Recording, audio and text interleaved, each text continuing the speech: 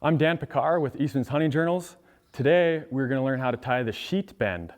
The sheet bend is a really useful knot used to simply connect two ropes.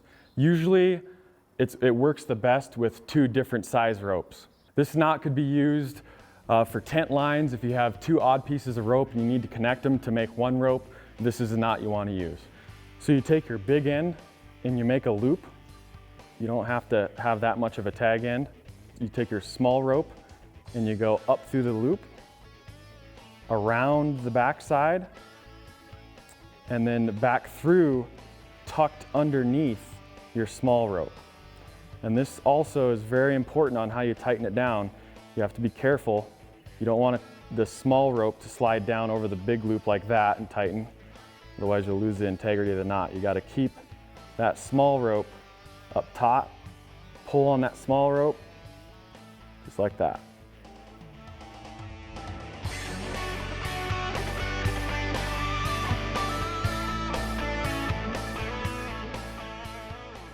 This is my favorite knot and probably the most useful knot that you'll need to know in the backcountry. The main use of it is for tent lines down to tent stakes. It's adjustable, it doesn't slip, it has many applications. You can tie it to your pack frame when you want to lash meat on your pack frame, or you can use it to hang quarters or whatever the case may be. But you tie it around your object and it won't slip, and it's a very good all-purpose knot. Take your tag end, go around your tent stake, or in this case a pole, a tree, whatever you're tying to. Cross it over your main line. You make a loop to the inside, wrap it around once, wrap it around twice. Come back over to your main line, go underneath, and then back through the loop you just made. And be sure you tighten it down. It kind of looks like a 3/2 hitch really, but you tighten it down, and then that knot will grip your main tent line. No matter how hard you pull, it's not gonna slide on you. But if you need to adjust the length of your line, you can grab onto the knot and slide it down, or opposite and shorten it, and you're good to go. That's the taut line hitch.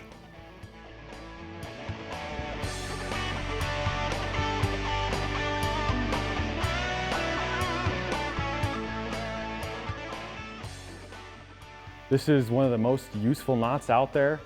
It's used to tie around an object and cinch down and be secure. You can use it to tie your tarp lines to your tarp. I use it all the time to hang quarters from a meat pole. The more pressure you have, the tighter the knot will be around the object. So you take your tag end and you go around your object. Simply cross it over and tuck it inside the loop. Come around the outside and tuck it and make a loop around your main rope. Suck it down on your object. That'll grip whatever you're tying to, whether it's a meat quarter or your tarp eyelet or whatever it might be. And the tighter you pull, the more that's going to grip. It's really simple to untie too, since it's a sliding knot. So you can unslide it if you need to get it undone. Split it, bend it, and you're done.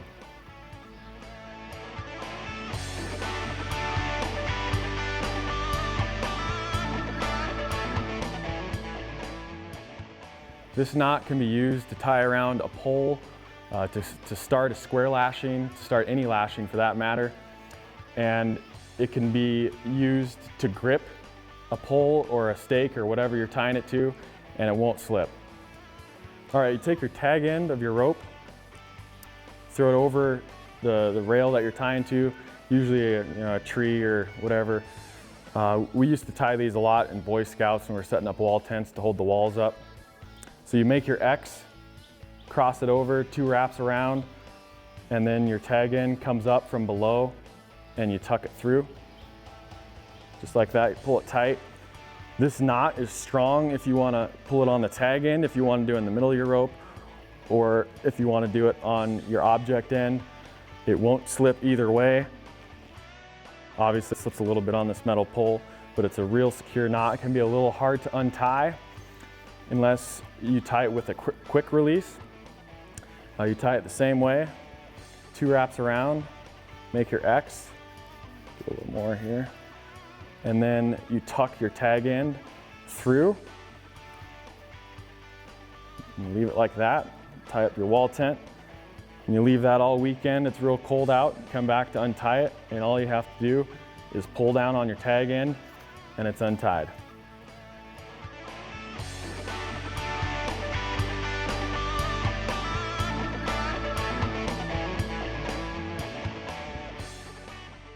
Now this knot is used to bind an object with 2 ropes around it. It's very simple. As you tie it, you take 2 tag ends, and it's right over left, left over right. You simply take the right side, left side, cross over the right, tuck it through, and you have the square knot. And you can tell it's a square knot when it'll loosen up like this. This knot can be overused. It's not a safe knot under pressure, so you don't want to put anybody's life on the line with this knot, but you know it's a square knot when both tag ends are on top.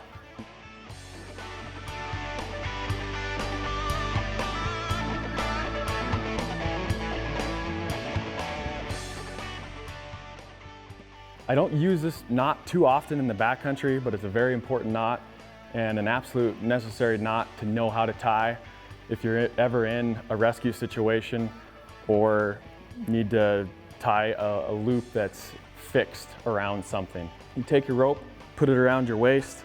The tag end should be in your right hand. The object that you're going to tie off to is in your left hand. You make a simple loop with the rope on the underneath side going to your object, just like this. And this is a simple way to remember it and how I was taught how to do it when I was a young kid. The tag end is your rabbit. So you go up the hole, around the tree, and back in the hole. And then make sure you pull on all the ends evenly and tighten it evenly, otherwise you can mess up the knot. And the knot should look like this. And once again, this is used as a rescue loop around my waist like this. If you need to hoist somebody up out of something, whether it's a person or a pet, or you could also make a fixed loop and throw it around a horse's neck, and this isn't gonna slide down on them. So anytime you need to tie a fixed loop, the bowline is the knot to do it.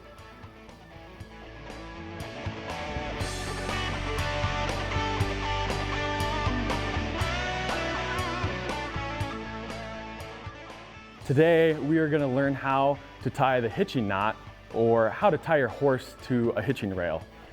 If you're coming on a hunt out west and you really want to impress your guide, know how to tie your horse up to a tree. That way he doesn't have to babysit you when you're out hunting. First off, how do you lead your horse and how do you carry the lead rope?